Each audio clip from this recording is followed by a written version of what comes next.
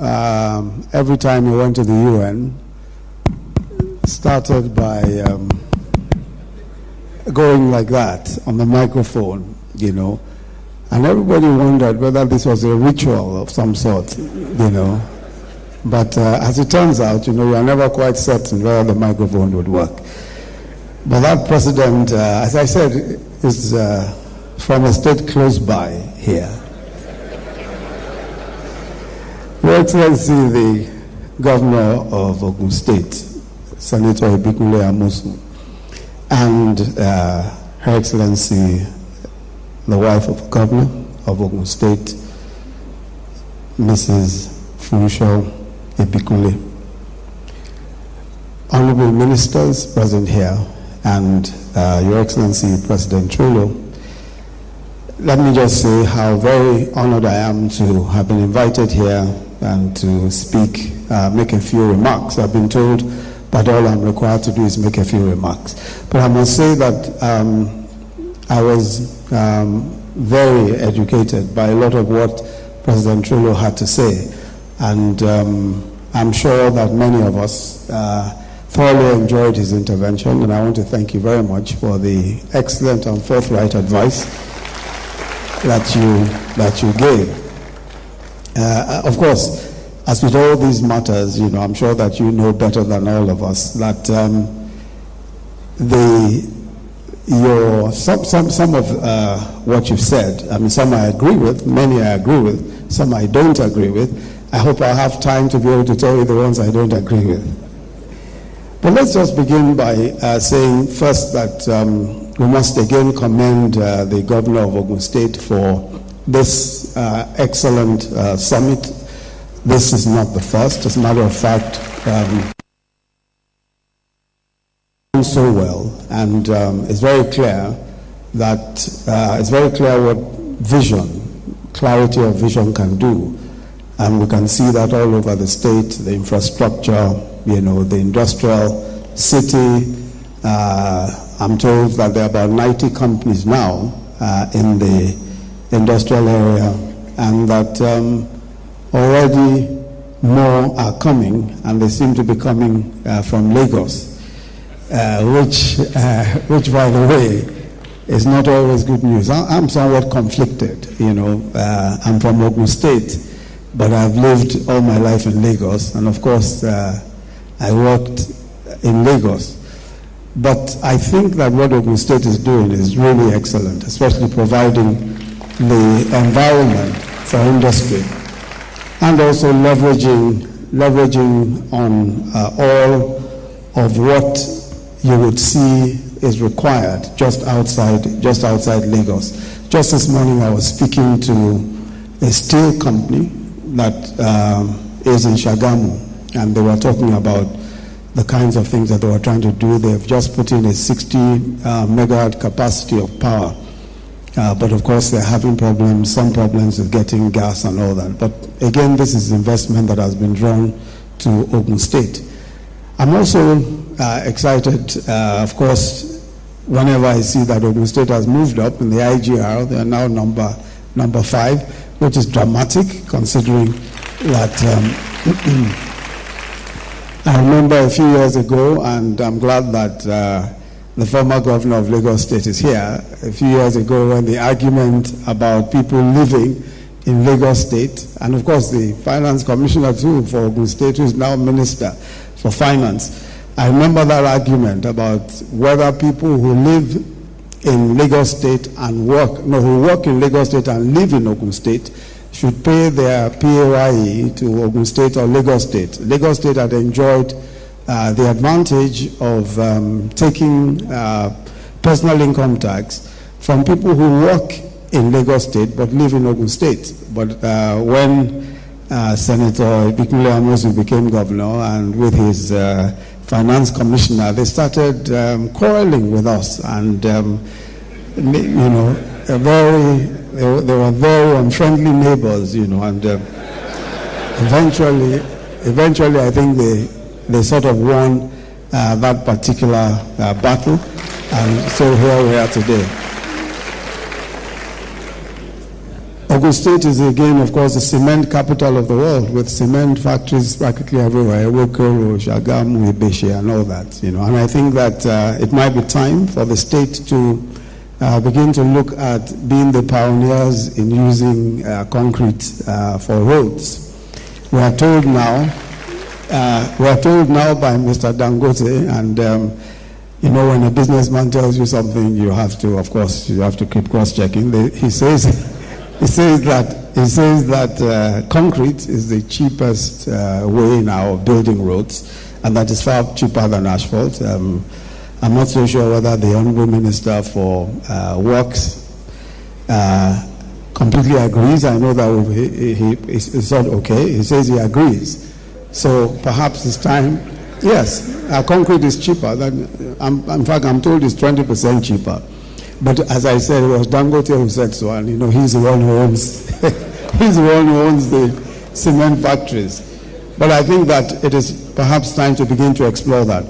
I think Ogun State has proved, how it is that a subnational, can actually compete with nation states. And when we compare the economy here to even Togo or Benin and all that, it's clear that there are very excellent comparisons to be made. I want to just say that at the retreat in April, that's the NEC retreat, the National Economic Council retreat, the point was made that states should be centers of prosperity.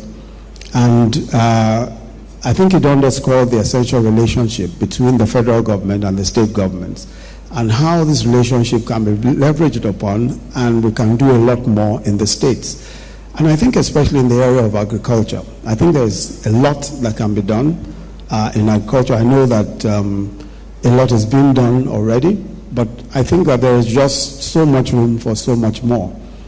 The Anchor Borrowers Program is one I'm not so sure that any other state aside from KB has benefited from so far. Now that program is one where the central bank, of course the central bank has this fund, by which it's able to lend to small farmers.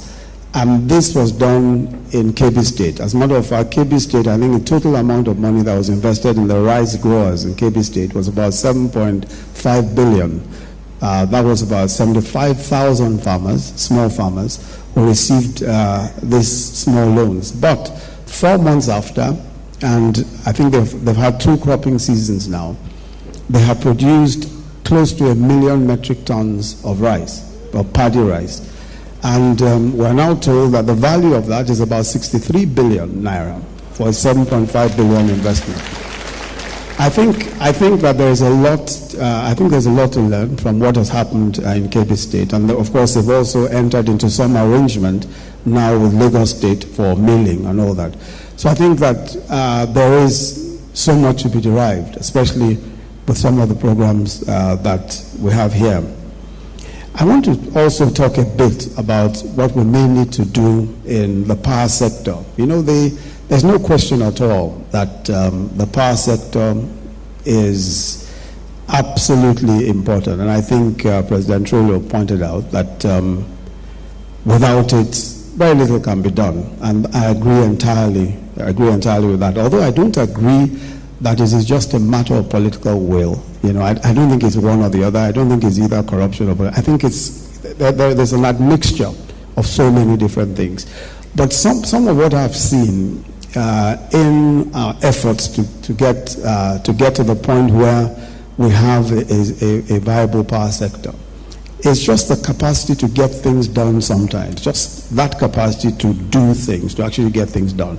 There's policy, there are institutions and all that. But sometimes just between the policy, the institutions, and actually doing it, there just always seems to be a drag. And I think that that's something that we need to work very closely on. We need to work very hard on. Because sometimes you see, for example, we have installed capacity of close to 12,000 megawatts of power, right? But it was only, I think, in November or so, and February, that we were able to generate as much as 5,000 and put as much as 5,000 out there in the grid, which is the highest the country has ever generated in its history. But There is room for so much more because the installed capacity is already there. But a lot has happened in the past few years with several of the projects. For example, there are about 40, I don't know how many transmission projects are outstanding that have just not been completed. And if those projects, even if some of them are completed, we'll be putting more power on the grid. There are so many transmission projects that were abandoned that we've had to go after. Even the NIPP projects, the huge generating plants that we had, 3 of them are still uncompleted. Those that are completed were not placed in places where they had access to gas. So we have to, sort out the gas issues. So sometimes it's just getting things done and not just an absence of political will. Even with political will, sometimes it's just the bureaucracy and moving things along the line and getting them done. I would also want to suggest that states can do a lot more in terms of generating power. And I think that we can write the regulations or rewrite some of the regulations in such a way that the states can generate more power. At the moment, we know that most states are doing, for instance, Lagos State is doing IPPs or has IPPs that are about between 10 and 12 megawatts of power. But we can do a lot more. And I think the rules can help us to be able to do, much more, especially in the industrial estates, providing power in the industrial estates. I know there will be arguments about distribution and all that, but I think that there is now enough requirement and the space is there for doing a lot more. I also just want to mention a bit also about the ease of doing business before I talk about technology and roundup. It's clear that we need to make it easier to do business in Nigeria. It's absolutely clear. And the president has mandated Minister for Investment, Trade and Industry to do something about the ease of doing business. We are 169 of the 189 countries in the World Bank survey. But the mandate this year and the strategic action plan to implement the budget is that we must move at least 30 spaces up. So that's going to involve a lot of doing. But where it concerns the states is that a lot has to be done in the states. Most states, of course, control land policy, titling policy, development control permits, building permits, and all of those. And that's why we think that working very closely with the states will be an important step in our ease of doing business and our ambitions to do business, to encourage business and commerce, and to ensure that business can be done more smoothly in our country. The other thing is technology. I want us to, I would say that for many young people today, the greatest attraction to business is possibly technology. I've talked to large groups of young people about agriculture, but the only time that it catches their fancy is when I'm able to tie agriculture to technology. Anytime you talk about anything, they're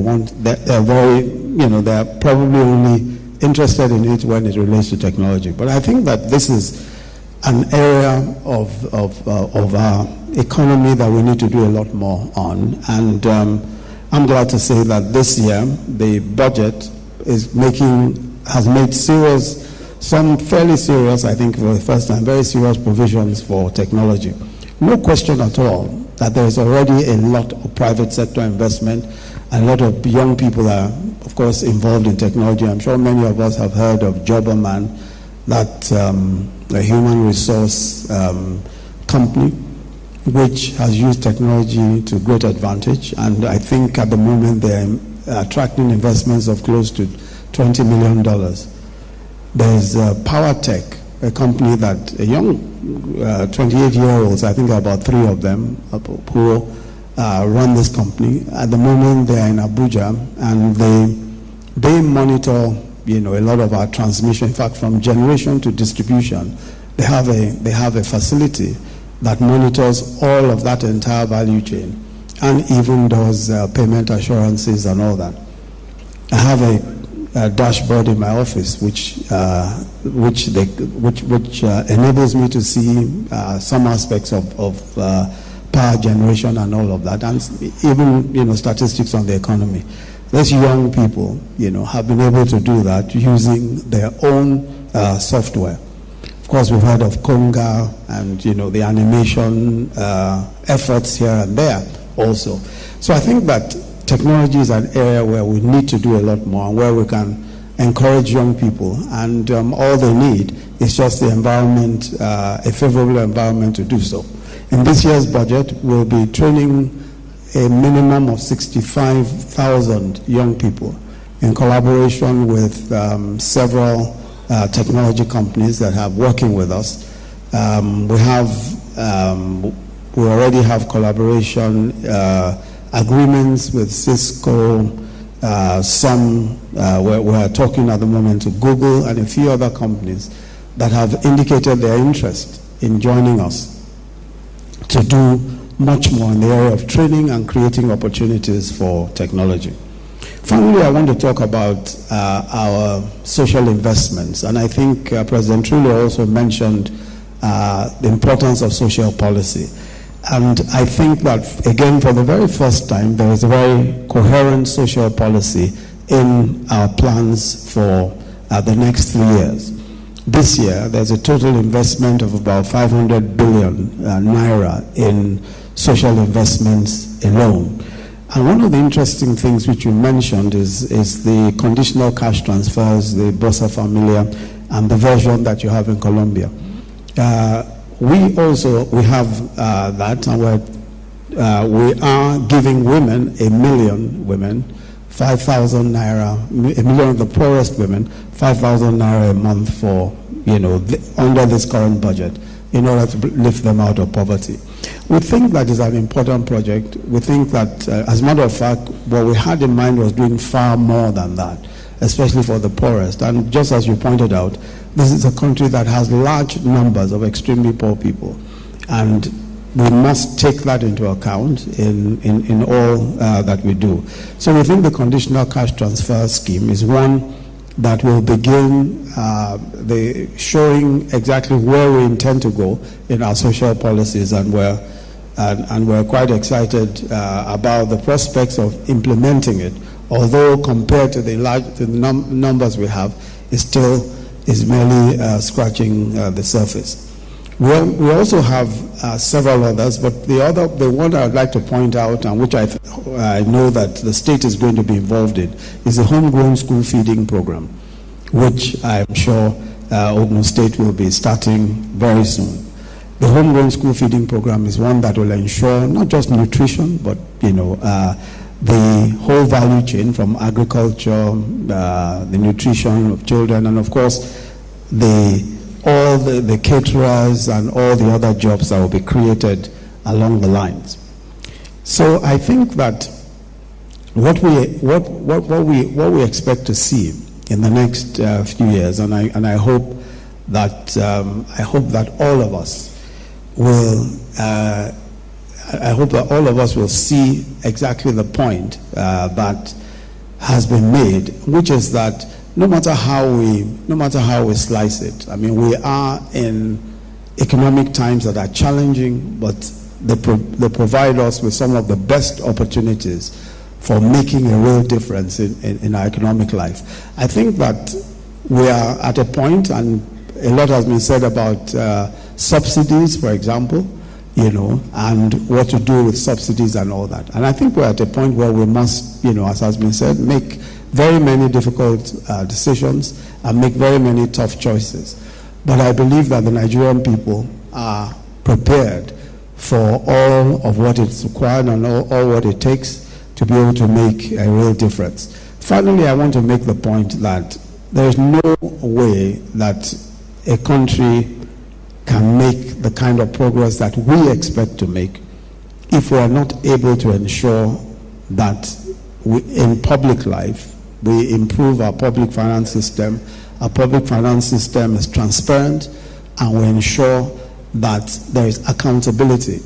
I think that the difficulties that we've had, a lot of the difficulties we've had as a country, a lot is related to the absence of a system of public finance that holds everyone to account and that ensures that leakages are blocked, and that there is responsibility for public expenditure. I think that the next few years we'll see a lot more of that, and I think already the Ministry of Finance has been putting in place systems that will ensure accountability, will ensure that the public finance is taken seriously, public expenditure is accounted for, and that that the country itself is not exposed to some of the kinds of huge corruption that we've seen in the past few years. We expect that the next few years will be great years for this country, and I'm quite certain that when we come here next to the next Ogun State Investment Forum, we'll be talking about the kinds of extraordinary figures that we've seen in other countries, extraordinary figures of growth, of progress in so many different ways. Thank you very much.